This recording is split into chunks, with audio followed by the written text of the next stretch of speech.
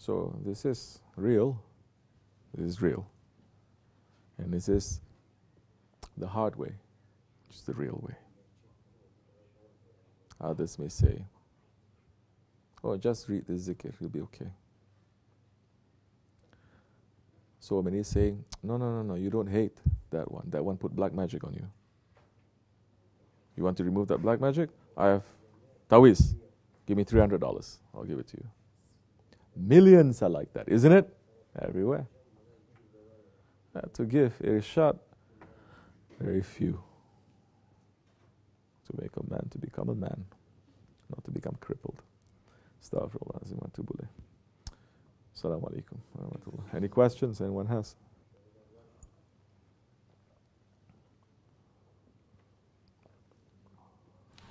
Bismillah ar-Rahman ar-Rahim.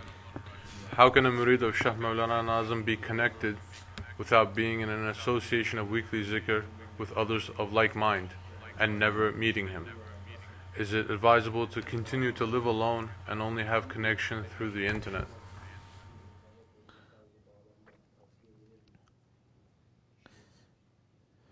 If you are looking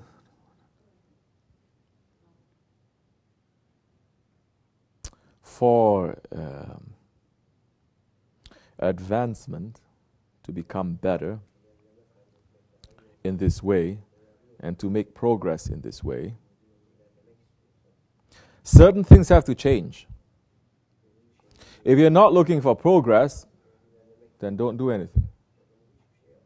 Then it's okay. But it's not okay because you're wasting too. Let me ask you a question. Say, everyone here, I'm assuming that one is American. You finish high school, you apply for college, and you got a letter from Harvard University, because it's just representing the highest. And the letter saying, we accept you.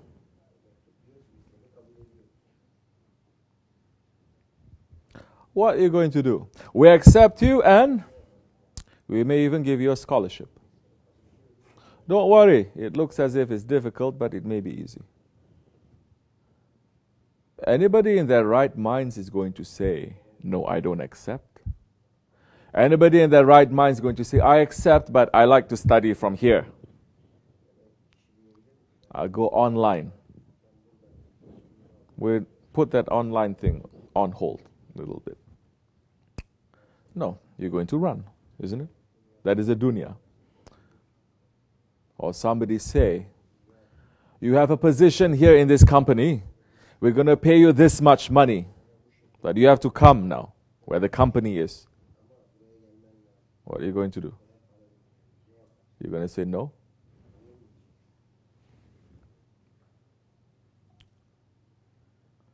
You're going to run.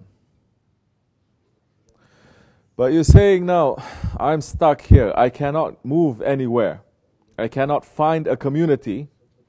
But you have taken bayat with Shaykh Mawlana. And Shaykh Mawlana is Sultan. You have taken bayat with any one of his Khalifahs.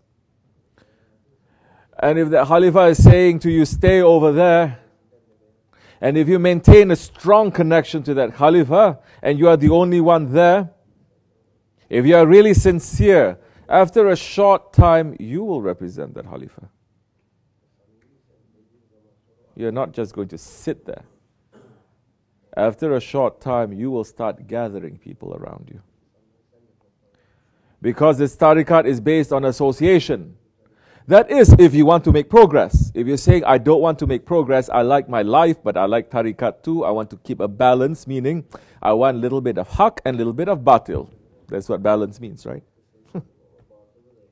Then we say, you cannot get too much then. You're going to lose a lot. Because we have Shaykh and he has so many murids. Shaykh has murids all the way in China. One man. One man. But he's keeping connection to us strong. And because he's keeping connection, he's taking the light from the Shaykh. And people are seeing that light, that reflection.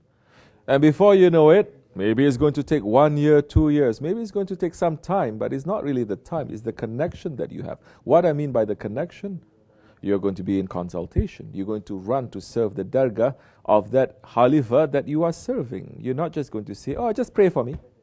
Juma Mubarak, pray for me. Juma Mubarak, pray for me. It's also okay, actually, because not too many people wish us Juma Mubarak. But say, I'm living alone, no Naqshbandis around, I'm following Shaykh Mawlana, I'm following one of the wakils. I'm not just thinking of me, I'm thinking of the people around me, because I will be questioned on the Day of Judgment.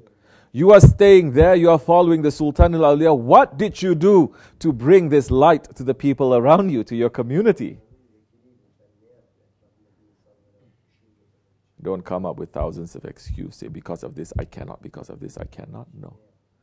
Ibn Abbas radiallahu anh did not come up with an excuse when the Prophet ﷺ said to him, now go to Central Asia. He didn't say, but I don't know how to speak the language. He took his horse and he went. And because of one man, the uncle of the Holy Prophet ﷺ that he loved so much, the whole of Central Asia became Muslim. Yes, people don't believe in miracles. People don't believe in faith, because they believe in religion of a book. Book religion. Books. But they don't believe in the power of the faith that goes beyond the books.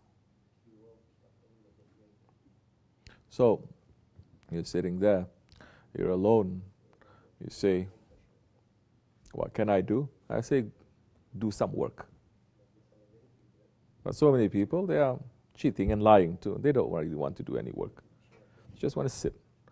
That's okay too. You're not going to win so much. So many people, they're using tariqat just, and the sheikhs just, when they're going through difficulties, for the sheikh to pray for them, for everything to be okay. It's not too good, but that's okay too. Then there are those who wants to serve, to run. Those ones will be directly behind the awliya Allah on the Day of Judgment.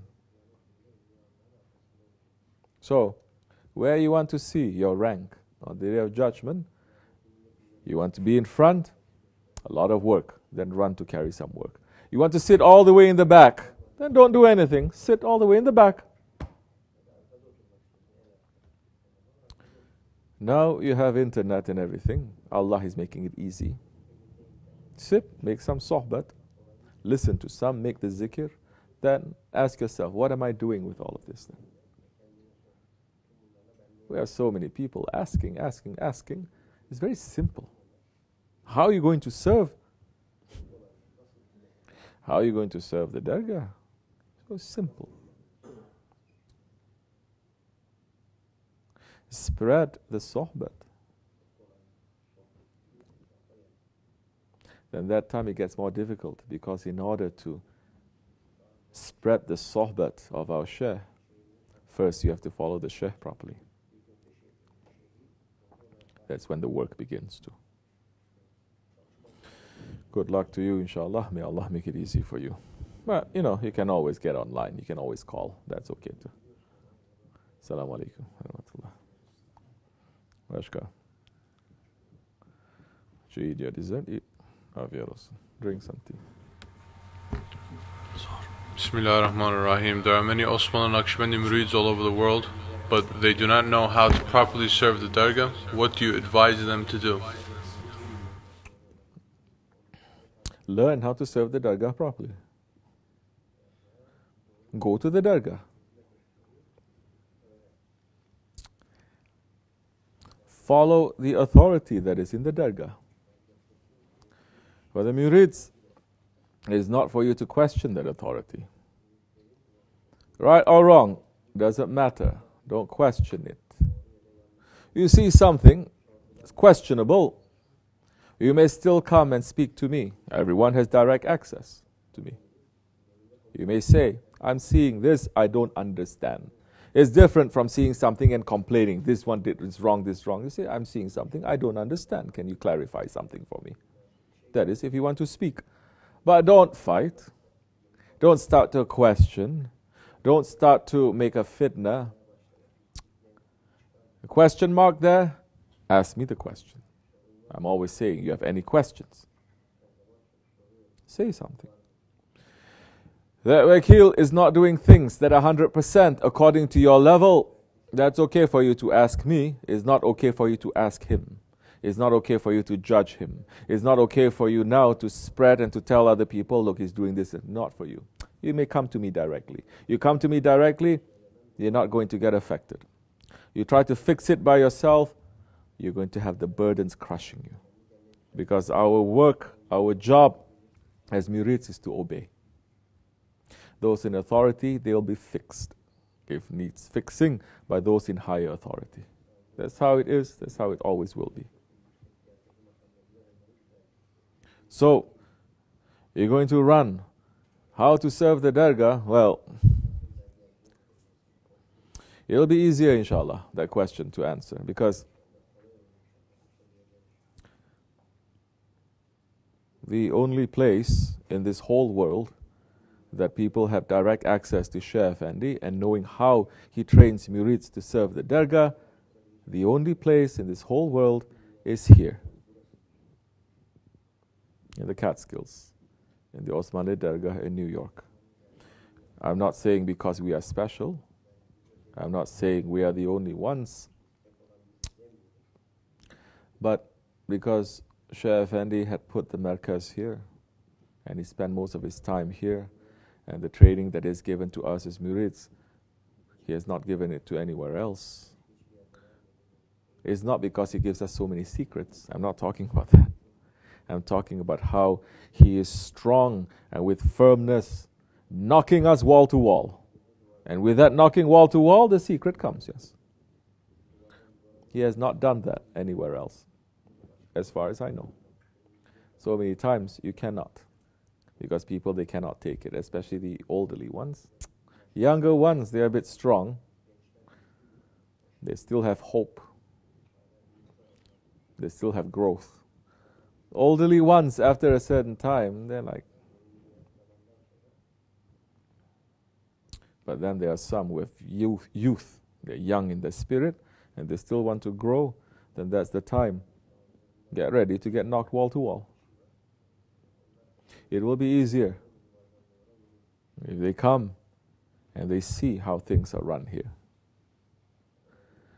It will be easier, inshallah, in the future when we go and when we travel and when we say a few things. And the secret also will be given. Maybe over here you have to spend so much time to get something, and over there, because of your sincerity, you spend just a little bit of time, then you're going to get it too. It happens too.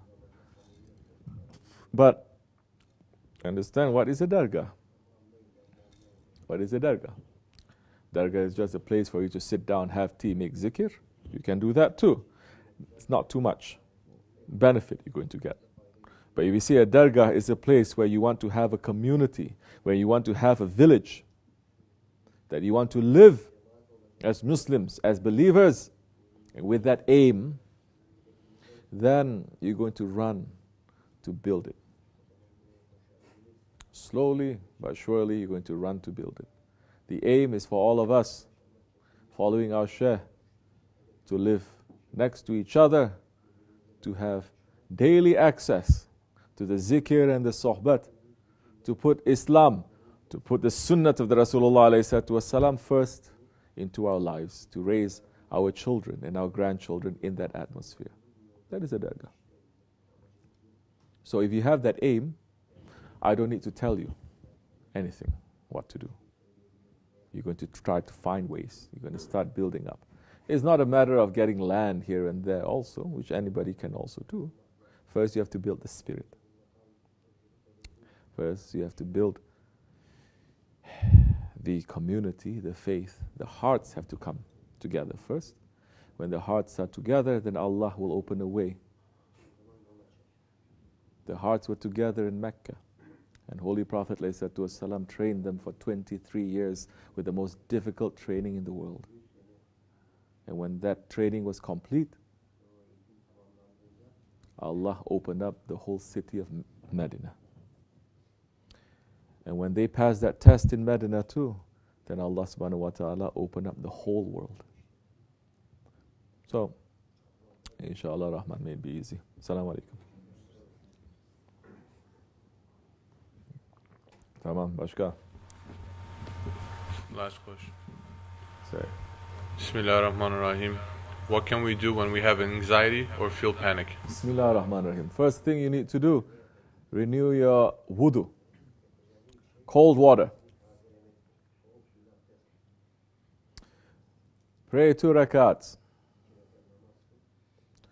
Recite your shahadat. Then recite Hasbinallah ni'mal wakil. Ni'mal mawla ni'mal nasir la hawla wa la quwwata illa billahil aliyul azim. Hasbinallah wa ni'mal wakil. This is for you to calm down.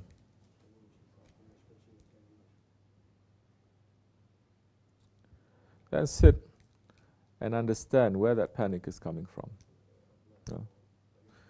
If you feel anxious or you feel panic and you're doing all these things, but you are surrounded by things that make you feel anxious and panic, those things that I'm telling you to do is not going to be 100%.